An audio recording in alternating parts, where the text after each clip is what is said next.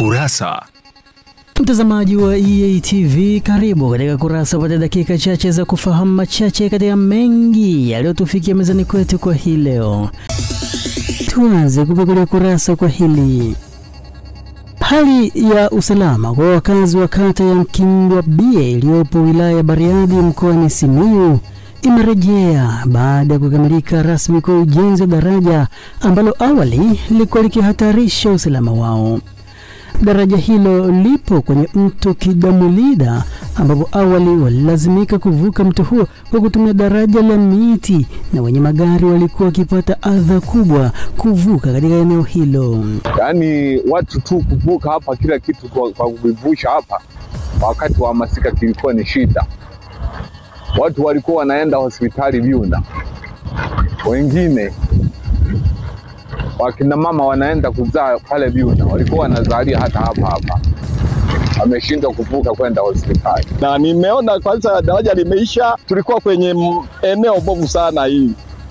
Lakini serikali imetuona na sisi tunafurahi, yani tunafurahi sana. Yani shughuli za kiuchumi yawezekana katika kata ya Mkindwa B itazidi kuendelea. Kwa sababu ilikuwa shida hapa, patashika watu wamefia hapa. Sababu watu walikuwa wanahangaika kwa kuvuka hapa. Watu walikuwa wanafia hapa kwenye daraja kwa sababu mto ulikuwa umejaa maji. Mtu anaenda hospitalini akikuta maji hapa yamejaa hawezi akavuka. Tuendelee na kurasa. Kanisa lina wajibu wa kuendelea kuliombea taifa la Tanzania pamoja na viongozi wake ili lizidi kuwa salama na kudumu katika amani, hususan katika kipindi hiki cha uchaguzi. Hayo yamesemwa na mkuu wa jimbo la Magharibi wa kanisa la Kiinjili la Kilutheri Tanzania KKKT Dayosisi ya Mashariki na Pwani, Anta Onesmo Muro, wakati akiongea na waamini wa kanisa hilo. Na tunaliombea taifa letu liongozwe vizuri, wananchi wake wastawi na kuneemeka ili tuweze kumwabudu Mungu. Hata leo tumeomba hivyo. Hatuwezi kuacha kuliombea taifa letu. Somo kuu lilikuwa linasema imani iletayo ushindi. Lakini namshukuru Mungu, naamini kwa kupitia ibada hii ya leo waumini wengi zaidi wataongezeka. Kwa sababu tumefika hatua ambayo sio mbaya, hatua nzuri. Naamini waumini wengi wataongezeka na watakuja kuabudu mahali hapa na injili ya Kristo itaendelea kuhubiriwa kwa nguvu sana. Sisi kama wamama pia tumeomba kwa ajili ya uchaguzi ambao uko mbele yetu wa tarehe 29 ambao utafanyika uchaguzi mkuu. Tunaendelea kuhimiza wamama wote tuendelee kushirikiana kwa umoja katika kuliombea taifa la Tanzania kuwa na amani. Maana wakina mama na watoto ni kitokea tatizo au changamoto kwenye vita na nini, wakina mama ndio waathirika wakubwa zaidi. Tumalizia kurasa kwa hili.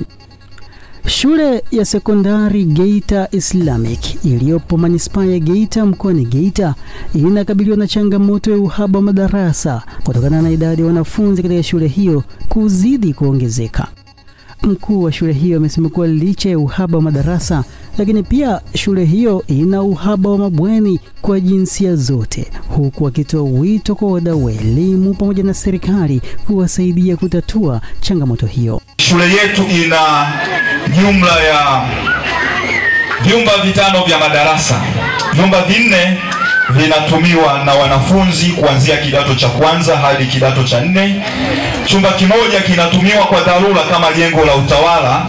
Kwa kuwa idadi ya wanafunzi inaongezeka kila mwaka, inapelekea au itapelekea upungufu wa madarasa. Unaweza ukafeli kwenye mitihani yako ambayo inaenda kuifanya, Allah aepushe. Lakini ikitokea unaweza kuwa umejaliwa na Allah vitu vingine ambavyo una uwezo navyo. Inawezekana ni mpishi mzuri, inawezekana ni mechanics mzuri, ni fundi mzuri. Nenda kufanyia kazi vitu ambavyo Allah amekujalia kwa upande mwingine. Ili uweze kufanikiwa ni lazima uwe na aina ya ujasiri wa kusikia maumivu. Kwenye kuziendea ndoto zako kuna sehemu utaanguka mara nyingi.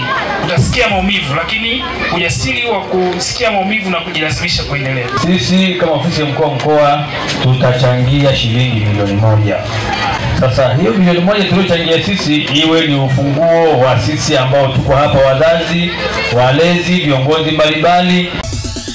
Tumekufungulia na kukufungia kurasa kwa hayo machache katika mengi yaliyotufikia mezani kwetu kwa hii leo. Kesho je, kuna ni tafadhali usikose kuangalia Kurasa. Na kwa niaba ya wale wote walioshiriki kuletea Kurasa kwa siku hii ya leo, mimi naitwa Abel Kilumbu. Endelea kufuatilia vipindi bomba na makini kutoka hapa EATV.